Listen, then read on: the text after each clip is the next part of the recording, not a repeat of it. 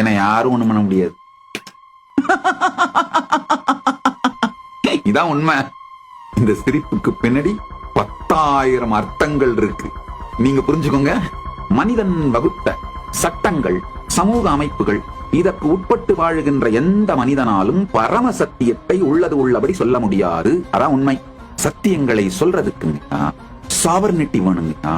மனிதர்களால் உருவாக்கப்பட்ட எந்த அரசியல் சாசனத்துக்கும், அரசியல் சட்டத்திற்கும், சமூக அமைப்பிற்கும், சமூக திட்டத்திற்கும் கட்டுப்படாது. அவைகளுக்கெல்லாம் அப்பாற்பட்ட சர்வ சுதந்திரத்தோடு பெருமான் என்னை வைத்திருப்பதனால் அவர் அருளிய சத்தியங்களை, பரம சத்தியங்களை உள்ளது உள்ளபடி சொல்லுகின்றேன்.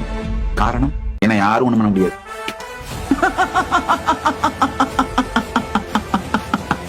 இதான் உண்மை. இந்த சிரிப்புக்கு பின்னாடி 10,000 அர்த்தங்கள் இருக்கு. அத நீங்க புரிஞ்சுக்கோங்க.